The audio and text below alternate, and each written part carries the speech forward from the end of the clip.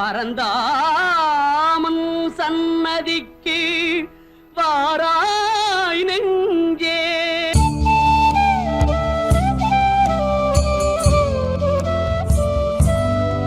என்னை ஆட்கொண்டு வழிநடத்தும் என் சச்சிதானந்த சக்குரமூர்த்தியின் திருப்பாதங்கள் கோடி கோடி நமஸ்காரம். அன்பான பக்தர்களே, இன்று முக்கியமான நாள். அதாவது இன்றைக்கு 24, நாளை 25, 26ஆம் தேதி அடுத்த நாள் புதன்கிழமை மிக சக்தி வாய்ந்த மாபெரும் சக்தி வாய்ந்த மகா சிவராத்திரி. இந்த சிவராத்திரியில் பங்கு பெற்றுவது பல என்மாதி என்மங்கள் செய்த நாங்கள் கர்ம வினை பாவங்கள், பில்லி சூனியம் தரித்திரம் வறுமை சாக்காடு இதில் இருந்தெல்லாம் வெளிய வாரத்துக்கு சிவமந்திரம் சொல்லி நாங்கள் விடிய விடிய சிவனை நோக்கி தவம் பண்ணும்போது அவருடைய முழு அருள் நமக்கு கிடைச்சி நாங்கள் பல பிறவிகளில் செய்த பாவ கர்ம வினைகள் எல்லாம் நீங்கி இப்போ இருக்கிற காலத்திலையும் வருங்காலத்திலையும் எங்களுக்கு நாங்கள் செய்த பாவத்துக்கு ஏற்ற மாதிரி துன்பங்கள் தாக்காமல் அந்த பாவங்களை சங்காரம் பண்ணி அறிவை கொடுத்து வாழ வைப்பவர் தான் சிவன். இப்போ சிவனும் ஈஸ்வரன் சங்காரமூர்த்தி. அதாவது என்னென்னா, பாவங்களை சங்காரம் பண்ணி அவரை அண்டி வரும் பக்தர்களுக்கு, அவரை நோக்கி தவம் பண்ணும் பக்தர்களை அவர் பாவங்களை சங்காரம் பண்ணி ஞானத்தை கொடுக்கிறவர். அப்படிப்பட்ட மகாதேவரை நினச்சி, அந்த சிவபெருமானை நினச்சி நாளை 25, அடுத்த நாள் 26ஆம் தேதி புதன்கிழமை 5 மணிக்கு, அதாவது 4:30 மணிக்கு நடைபெறும் என்னை ஆட்கொண்டு வழிநடத்தும் ஞான குரு பகவான் காயத்ரி சித்தர் முருகசுவாமி அவர்களுடைய திருப்பாதத்துக்கு அபிஷேகம் செய்து, அதனைத் தொடர்ந்து குருவோட அருளை பெற்று அவருடைய திருப்பாதத்துக்கு நாங்கள் அபிஷேகம் பண்ணி, அதனைத் தொடர்ந்து திருவருள் லிங்கோபவனா காட்சி தரும் அந்த லிங்கத்துக்கு அபிஷேகம் பண்ணி, அதனைத் தொடர்ந்து ஒரு மாபெரும் மகா யாகம் சக்தி படைத்த மூலிகைகள் நவதானியங்கள் கொண்டு நடைபெறும் மகா யாகத்தில் பங்கு பற்றி முதலாவது சாமம் பாருங்கள். அதுக்கு பிறகு சிவபெருமானுடைய அவருடைய லீலைகளை பற்றி உபதேசம் கேட்டு, அதனைத் தொடர்ந்து பாருங்கள் 9 மணிக்கு 2வது சாமம், அதிலையும் பங்கு பற்றி 12 மணி 12:30க்கு பாருங்கள் லிங்கோபவ காலம்னு சொல்வார்கள். அதாவது குருவருளும் திருவருளும் இணைந்த நாள். என்றால் புதன்கிழமை இரவு 12 மணிக்கு பிறகு வியாழக்கிழமை. இப்போ அதில் பங்கு பற்றுவது பெரும்பாக்கியம் என்று சொன்னால், அந்த லிங்கோபவ காலம் வியாழக்கிழமை குரு நாளில் தான் நடக்குது. வியாழக்கிழமை 12:30க்கு பிறகு. அப்போ அதிலையும் பங்கு பற்றி பிறகு விடிய சாமம் 4 மணிக்கு நடக்கிற 4வது சாம பூசையில் பங்கு பற்றி, அதுக்கு பிறகு பாருங்கள் நாங்கள் இரவு 11:30 10:30 மணிக்கு சிவனை நோக்கி ஈஸ்வரன் நோக்கி நாங்கள் பஜனை பாடுவோம்.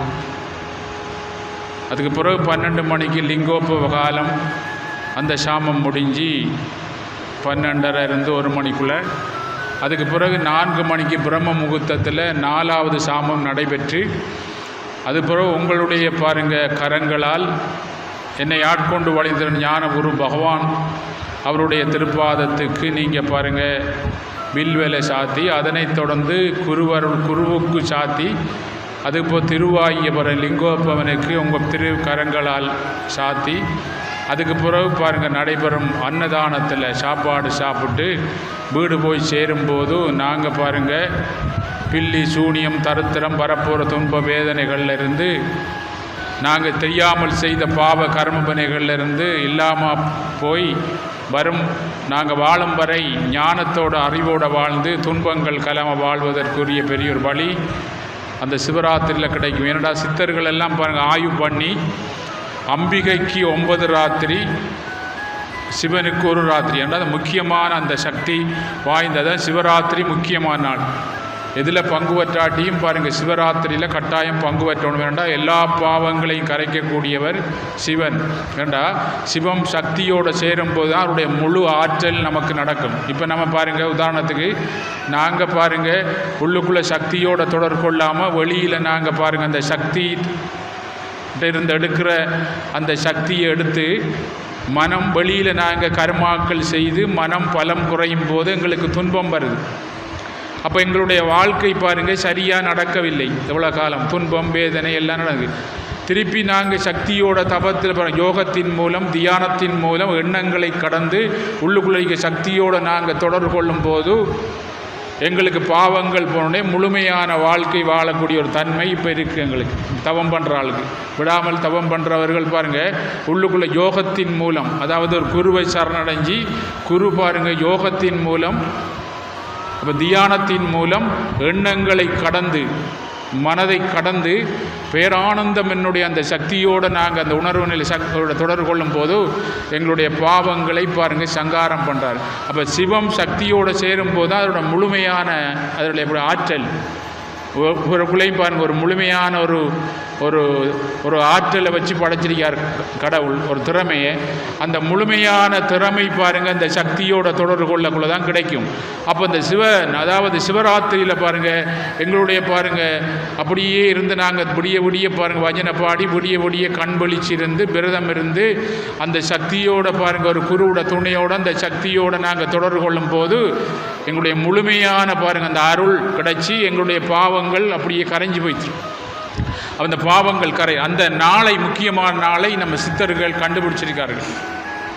அப்படி கண்டுபிடிச்சி பாருங்கள் இந்த அண்டத்தில் இருக்கிறதெல்லாம் இந்த புண்டத்தில் இருக்கி. அப்போ அந்த அண்டத்தில் இருக்க சக்தி எல்லாம் புண்டத்தில் இருக்கிறேன்னா புண்டத்தில் மாற்றம் வந்தால் அண்டத்திலையும் மாற்றம் வரும். அண்டத்தில் மாற்றம் வந்தால் இந்த புண்டத்திலையும் பாருங்கள் மாற்றம் வரும்.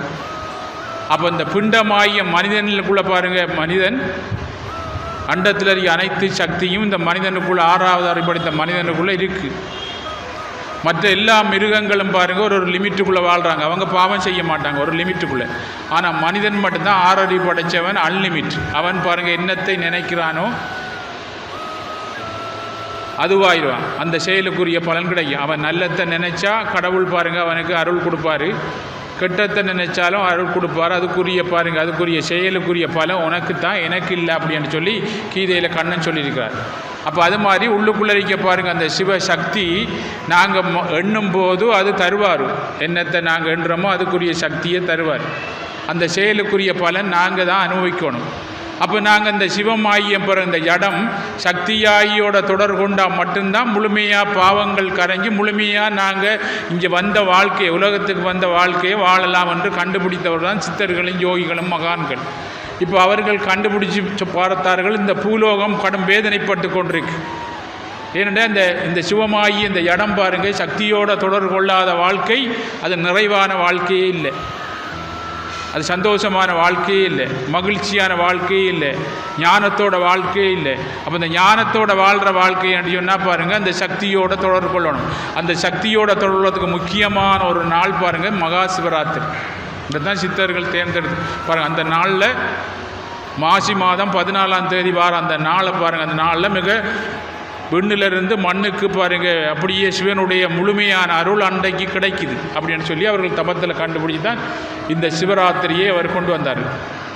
அது அம்பிகைக்கு 9 ராத்திரி, ஆனால் சிவனுக்கு ஒரு ராத்திரி தான் முக்கியமான ராத்திரி. ஏன்னா அந்த சிவனோட பாருங்கள் சிவம் சக்தியோடு இணையும் போது தான் இந்த உலகத்தில் எல்லா ஜீவராலும் சரியாக இயங்கும்.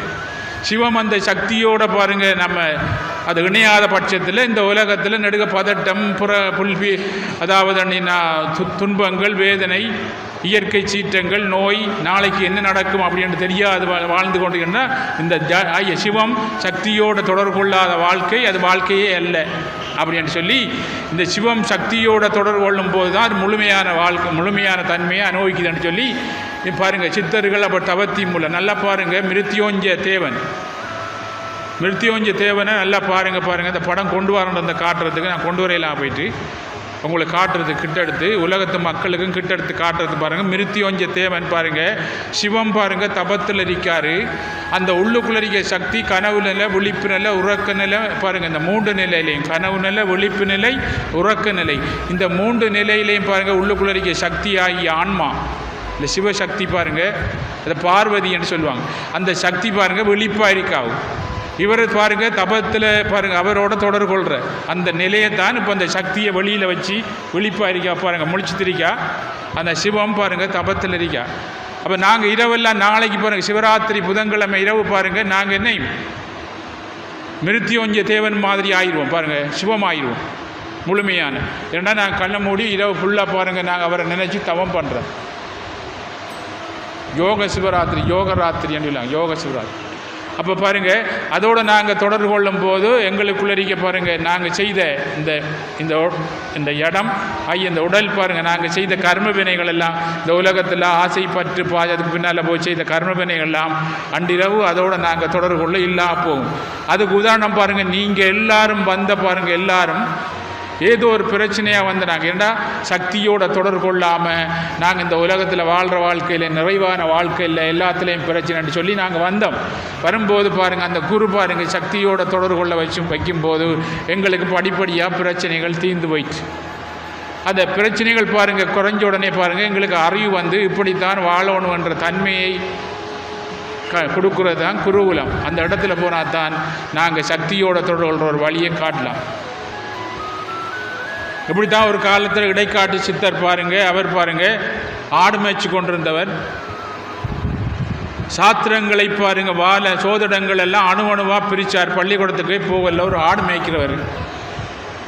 அப்படி ஆடு மேய்ச்சி கொண்டு இருக்கும்போது பாருங்கள் வானத்தை பார்த்து அணுவாக பாருங்கள் எல்லாத்தையும் அப்படியே பாருங்கள் 27 நட்சத்திரங்கள் பாருங்கள் 9 நவகோள்கள் இருந்து எல்லாத்தையும் அணுவாக பிரித்து இதுகளெல்லாம் என்னென்ன மாற்றங்களை உண்டாக்கும், இந்தந்த தன்மையில் இந்த பிள்ளை இந்த உயிர் பூமிக்கு பிறந்தால் இந்த குணம் வரும், இந்த தன்மை வரும், எப்படியெல்லாம் நடக்கும், கிரகணங்கள் எப்போ வரும், பூரண எப்போ அம்மா ஏன்னா அன்று பாருங்கள் கணிச்சார் பஞ்சாங்கத்தில்.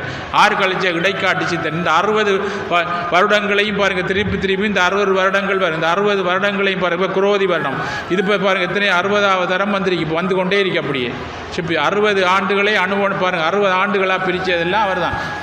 அகஸ்தியரும் பாருங்கள் இடைக்காட்டு சித்தர். அப்படி ஒரு இடைக்காட்டு சித்தர் பாருங்கள் ஆடு மேய்ச்சி திருந்தவர்.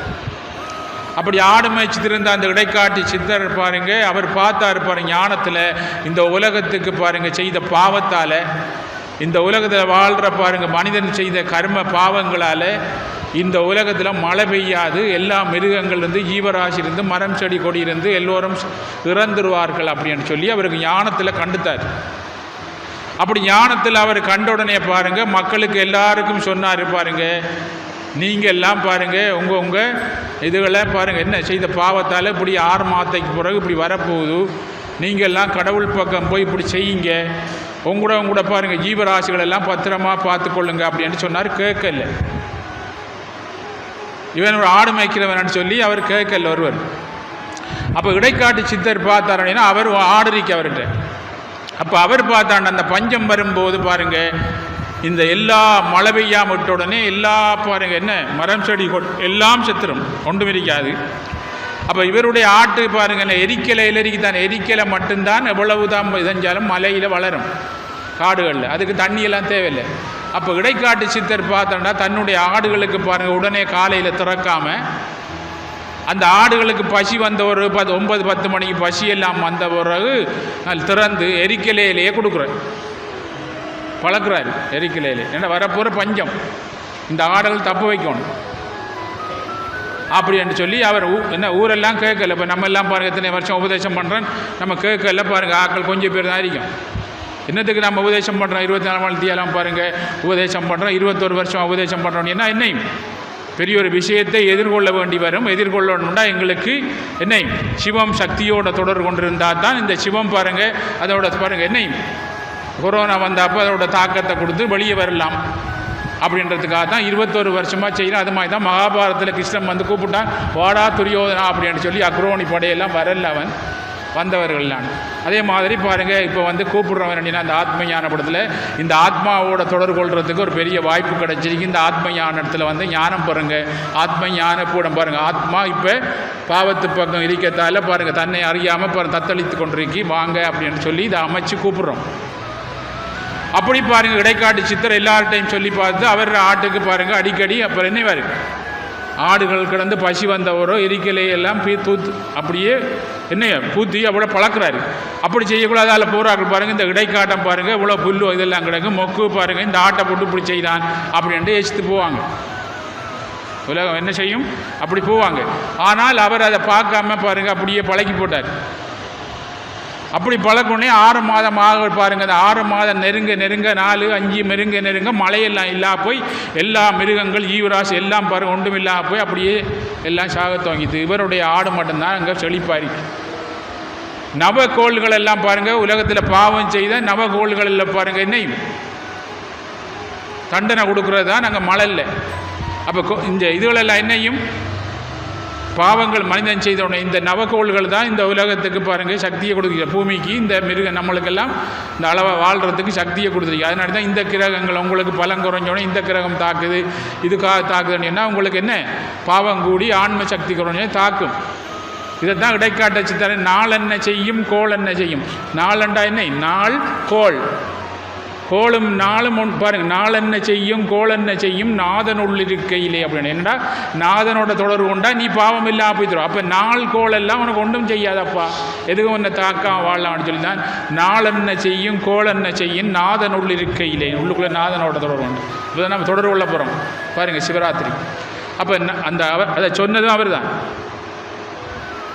அப்போ எல்லாம் செத்து போயிட்டு பாருங்கள், எல்லாம் செய்து நவகோள்கள் எல்லாம் பாருங்கள் கோபிச்சு மழையெல்லாம் இல்லாமல் எல்லாம் பஞ்சமாக்கி அப்படி எல்லாத்தையும் பாலைவனமாக்கி போடுது. இவருடைய ஆடு மட்டும்தான் பாருங்கள் என்னையும் தப்பிரிக்கி இவர் மட்டும் என்ன செய்தாருன்னா, அப்போ பஞ்சம் வரப்போகுதுன்னு நினச்சி பாருங்கள், இந்த ஆட்டு குடியில் தானே அதை களிமண்ணால் தான் அவர் கட்டியிருந்த களிமண். அப்போ அவர் என்ன பஞ்சம் வரப்போகுதுன்னு சொல்லி பாருங்கள், சாப்பாடு ஒன்றும் இருக்காது, பஞ்சம் வர மழையெல்லாம் இல்லாமல் வரப்போதோடனே அவர் கேள் வரகு அப்படி பாருங்கள் தானியங்கள் எல்லாத்தையும் மண்ணுக்குள்ளே போட்டு பிரட்டி குடிலுக்குள்ளே சுவராக வச்சு போட்டார். அப்போ இந்த எரிக்கலையை சாப்பிட்ட ஆடுகள் வந்து கடிக்கும், எரிக்கலையில் கடித்த உடனே இப்போ அந்த ஆடுகள் பின்னத்தில் வந்து என்ன செய்யும், அதை போட்டு உறைஞ்சுவாங்க. உறைஞ்சக்குள்ளே என்ன செய்யும் அந்த அரிசியெல்லாம் கொட்டுப்படணும். அதை புடைச்சி பாருங்கள் இந்த பால் ஆட்டுப்பால் எடுத்து காய்ச்சி குடிச்சு தான் அவரையும் சாப்பிடுது. இந்த ஆட்டுகளுக்கு எரிக்கலையும் கொடுத்துருக்கக்குள்ள கோள்கள் நவக்கோள்கள் எல்லாம் பார்க்குது. நாங்கள் இந்த உலகத்தெல்லாம் பஞ்சமாக்கி போட்டோம், ஒரே வாழ்கிற வீட்டில் மட்டும்தான் பாருங்கள் அடுப்பு எரியுது, ஆனால் அங்கே இருக்க ஆடெல்லாம் நல்லா இருக்கு அப்படின்ட்டு யோசிச்சு பாருங்கள். அவங்களே பயந்து வைத்தாங்க பாருங்கள், பூலோகத்தில் இப்படி ஒரு ஆள் இருக்கார் அப்படின்னு. நாங்கள் எல்லாத்தையும் செய்து போட்டோம். அப்போ பார்த்தாரு இவர் பாருங்கள் என்ன நாங்கள் செய்ததெல்லாம் தடுத்திருக்கிறேன்னா இவர் மிகப்பெரிய சக்தி வாய்ந்தவர் அப்படின்னு சொல்லி இவர் ஆடு மேய்ச்சித்து பாருங்கள் என்ன செய்தும் வரும்போது 9 பேரும் பாருங்கள் மனித சரீரம் எடுத்து உருவம் எடுத்து வந்து இருக்காங்க குடிலுக்குள்ளே அவரை சந்திக்கிறதுக்கு. ஏனென்றால் அவர் பெரிய ஆள், அவரோட புற கோவிச்சா என்னையும் சாபம் போட்டுருவார். ரிஷிகள் சாபம் போட்டால் பலிக்கும் ஆறுக்கண்ணா, மிக சக்தி வாய்ந்தவர். கடவுளே மேலிருந்து வந்து இறங்கி ஆடண்டா கடவுள் ஆடணும். ரிஷிகள் அப்படிப்பட்ட சக்தி வாய்ந்த, ஏண்டா கடவுளை காட்டுறதே அவர்கள், அதான் குரு. கடவுளுக்கு பாருங்கள் நாங்கள் துரோகம் பண்ணால் குருவிட்ட சொன்னால் அந்த பாவத்தை இல்லாமல் ஆக்கிறார். ஆனால் குருவுக்கு துரோகம் பண்ணால் பாருங்கள் கடவுள்கிட்ட சொன்னால் ஒன்றும் செய்யலாப்பா, அவர் தான் எங்களையும் காட்டுறவர். இந்த பூலோகத்துக்கு நாங்கள் மனித சரீரம் எடுத்து வந்தால் நீ யாருண்டு பாவத்தை கடவுள் வச்சு காட்டுறவரே அவர். ராமபுரானுக்கு அவர் தான் காட்டணும், எல்லாருக்கும் அவர் தான் காட்டுற குரு. இந்த குரு தான் பெருசுன்னு சொல்லுவோம். அப்போ இவர் பார்த்தார், வந்து ஆடு மேய்ச்சிட்டு வந்து பார்த்தாரு 9 பேர் நவகோள்கள் இருக்காங்க. ஞானிகளுக்கு தெரியும் பாருங்கள், அவர் ஞான கண்ணால். அப்போ அவர் பார்த்தார், வாங்கப்பா வாங்க இப்படி எப்போ வந்தீங்க அப்படின்னு சொல்லி கேட்டு அவர் பார்த்தாரு பாருங்க, இவங்களுக்கு எப்படி சாப்பாடு கொடுக்கணும் அப்படின்னு சொல்லி. அப்போ சாப்பிடணும் இன்றைக்கு நீங்கள் அப்படின்னு சொன்ன உடனே இவங்களுக்கு பயம். சாப்பிட்டா அந்த எரிக்கலையிலே பாலும் போட்டு பாருங்கள் கஞ்சி குடித்தா என்ன செய்யும், மயங்கிடுவாங்க தெரியும். ஆனால் இவர்கிட்ட சாப்பிடையலான்னு சொன்னால் இவர் சாபங்கள் போட்டுருவார் அப்படின்னு சொல்லி பயந்து சாப்பிட்றோன்னு சொல்லித்தாங்க. அப்படி சாப்பிட முடியவுடனே இவர் எரிக்கலை பாலை அந்த ஆட்டை பாலை கரை எடுத்து எரிக்கலை சாப்பிட்டு ஆட்டுற பாலை எடுத்து இந்த இந்த தானியங்கள் எல்லாம் அதில் இருந்த அதெல்லாம் புடைச்சி கஞ்சி காய்ச்சி கொடுத்தாரு. அப்படி கஞ்சி காய்ச்சி கொடுத்த உடனே பாருங்கள் இவங்களுக்கு மயக்கம் வந்து படுத்துத்தாங்க. 9 பேரும் என்ன கோள்கள் என்ன செய்தாங்க, மயக்கம் வந்தால் அப்படி நிறுத்திட்டாங்க. அப்போ இவர் தவத்தில் பார்த்தாரு பாருங்க, இந்த மக்கள் தெரியாமல் செய்த பாவத்துக்காக இவர்களுக்கு பாருங்க நீங்கள் எப்படி ஒரு தண்டனை கொடுக்கப்படா, என்ன செய்கிற பாவம் தானே தெரியாமல் செய்தாங்க அப்படின்னு சொல்லி இந்த கோள்களை எல்லாம் பாருங்க மாறி மாறி வச்சா தான் மழை பெய்யும். அதான் கோயிலில் பாருங்க எல்லாரும் ஒரே பக்கம் இருக்க மாட்டாங்க, நவகோள்கள். உங்களுக்கு எல்லாம் பாருங்க அந்த தோஷம் இந்த தோஷம் வந்து சொன்ன உடனே பாருங்க என்ன இதை சுத்தம் கட்டிடுவாங்கண்டா. என்னண்டா ஏன் அதை சுத்துனா உங்களுக்கு என்னையும் நீங்கள் செய்த பாவம் இல்லா போகும். ஏன்னா நவகோள்கள் தான் இந்த பூமியை பாருங்க பரிபாலிக்கிற. அதான் இப்போ பாருங்கள், இப்போ அடுத்த மாதம் சனி மாற்றம், ஒவ்வொரு கிரகங்கள் மாறும்போது இதை விட பாருங்கள் உலகத்தில் கொஞ்சம் துன்பங்கள் கூடுறதுக்கு வாய்ப்பு இருக்குது. என்னடா சனி அவர் என்ன சரியான சட்டப்படி நடக்கிறாள் ஈஸ்வரன்டா, நீ செய்தால் இது அவனுக்கு சம்பளம், இது என்ன இது ஏன் சம்பளம் அப்படின்னு. 3ஆம் மாதம் அவர் மாற போகிறார் கோள்கள் எல்லாம். அப்போ நாள் இந்த பூமியை பாருங்கள் நாள் கோள் எல்லாம் தான் அப்படியே இயக்குறார். நாளும் கோளும் பாருங்கள் இருந்து இயக்குறவங்க. அப்போ அவங்க சொன்ன அப்புறம் மாற்றி வச்சா இவங்களை மாற்றி வச்சா என்ன செய்யும், நல்லது நடக்கும். அதனால தான் எங்களுக்கு கூடாது நடக்கக்குள்ள இந்த கிரக இந்த 9 தரம் சுத்துங்கப்பா 18 தரம் சுத்துங்கன்னு நம்ம பாருங்கள் எங்கேயும் கோயில் அருகி நவக்கிரகங்கள் இந்த கிரகங்களை சுற்றினா உங்களுக்கு தோஷம் போக முடியும்னா இந்த கிரகங்கள் எல்லாம் பாருங்கள் ஒன்றா இருந்தால் தோஷம் போகாது. மாறி மாறி வச்சுருக்கீங்க, அங்கே ஒரு ஆள் பார்ப்பார், இங்கே ஒரு ஆள் பார்ப்பார், இங்கே ஒரு ஆள் அப்படி பார்த்து வச்சு. அதே மாதிரி பாருங்கள் இவங்களை மாற்றி மாற்றி வச்சார். மாற்றி வச்சா மழை பெய்யும், இல்லை தோஷம் போய்த்தரும், இந்த மக்கள் செய்த பாவம் போய்த்தரும். அப்போ உடனே மாற்றி வச்சாரு, அடிக்குது மழை, கடும் மழை. மழை ஏண்டா அப்படி பெய்த உடனே பாருங்கள் குடிலெல்லாம் தண்ணி நிரம்பி ஆக்களுக்கு பட்ட உடனே அப்படி எழும்பித்தாங்க. அப்போ இவங்க எழும்பின உடனே பாருங்க மழை நின்றுருந்தானே, அதுக்காக நினைச்சார் இவர் தபத்தில் இருந்தார். அப்படி அப்போ தபத்தில் இருக்க ஆளை பாருங்க எழுப்புனா அவர் சாபம் போட்டுருவாரோட்டு இவங்க மழை பெய்யுதா அப்படி இருக்காங்க. நல்லா மழையெல்லாம் பஞ்சு வெள்ளமாகிற ஒரு ஊருக்கு எல்லாம் நீ பஞ்சம் பெறாதுன்னு நினைச்ச ஒரு கண்ணை முழிச்சாரு. இவர் சொன்னார், மன்னிச்சு கொள்ளுங்க, இந்த மக்கள் அறியாமல் பாவம் செய்திக்காது, அதுக்காக இப்படி மழை இல்லாத பஞ்சம் இல்லா பாருங்கள் எல்லா மிருகங்களையும் செத்து போய்த்து இப்படி ஒரு தண்டனை கொடுக்குறா, நான் தான் மக்களுக்காக உங்களை மாற்றி வச்சேன் அப்படின்னு சொன்னார். அப்படியே கும்பிடுத்து அவங்க போய்த்தாங்க.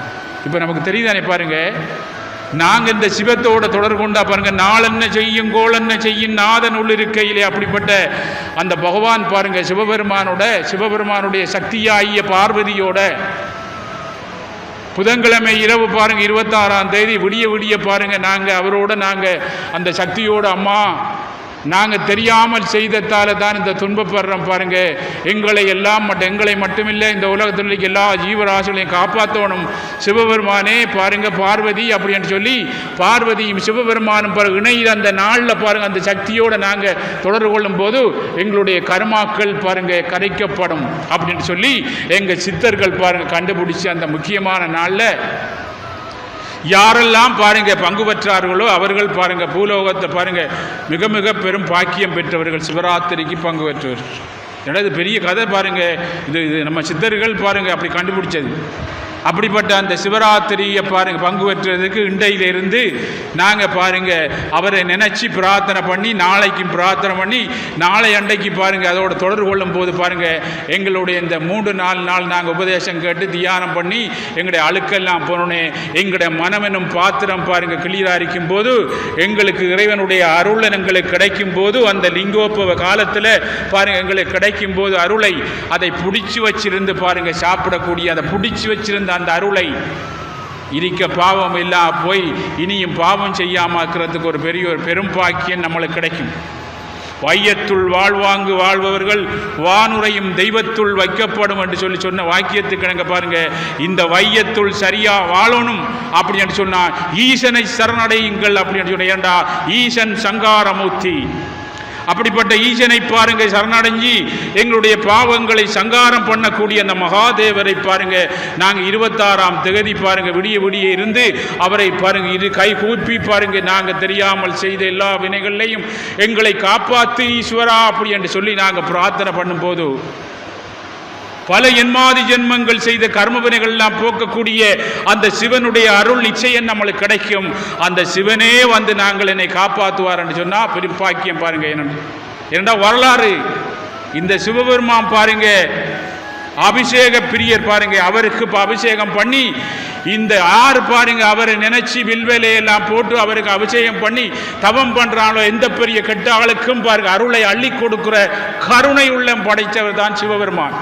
அப்படிப்பட்ட மகாதேவரை நாங்க பாருங்க இரவு புல்லா புதன்கிழமை 26ஆம் தேதி மகா சக்தி படைச்ச அந்த மகா சிவராத்திரியில் பங்கு பற்றி அவரை குருவருளும் திருவருளும் பாருங்க, மகா பெரியவர் பாருங்க, என்னை ஆட்கொண்டு வழி நடத்தும் மாபெரும் சக்தி வாய்ந்த மகா குரு பாருங்க. குரு உலகத்திலே பாருங்க மந்திரங்களின் நான் காயத்ரி அப்படின்னு சொல்லி உழைத்த கிருஷ்ண பரமாத்மா அந்த பகவானே பாருங்க கலியுகத்தில் காயத்ரி சித்தராக அவதாரம் பண்ணி இந்த சிவராத்திரியில பாருங்க என்னுடைய முழு அருளும் சிவபெருமானுடைய முழு அருளும் எல்லா 18 சித்தர்கள் யோகிகள் ஞானிகள் பாருங்க எல்லோரும் இறங்கும் அந்த ஆத்ம ஞான பீடத்தில் பாருங்க நாங்கள் நாம் இருந்து அவர்களுடைய முழு அருளை குருவருளும் திருவருளும் ஒன்று இணைந்து நடக்கும் இந்த மாபெரும் மகா சக்தி படைத்த பாருங்க இந்த மகா சிவராத்திரியில் பங்கு பற்றுவதற்கு பாருங்க பெரும் பாக்கியம் நமக்கு கிடைச்சிருக்கு.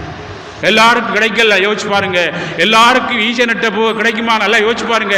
யாருக்கும் கிடைக்கல. புட்டுக்கும் மண்டு சுமந்த அந்த பெருமான் எங்களுக்கு பாருங்க புட்டும் கொடுக்காமலே வருவார் ஏன்னு சொன்ன அப்படிப்பட்ட மகா பெரியவரை நினைச்சு பிரார்த்தனை பண்றதுக்கு பெரும் பாக்கியம் கிடைச்சிருக்கு. என் குருநாதர் ஆசீர்வாதம். நீங்க எல்லாம் நல்லா இருப்பீங்க. சந்தோஷம்.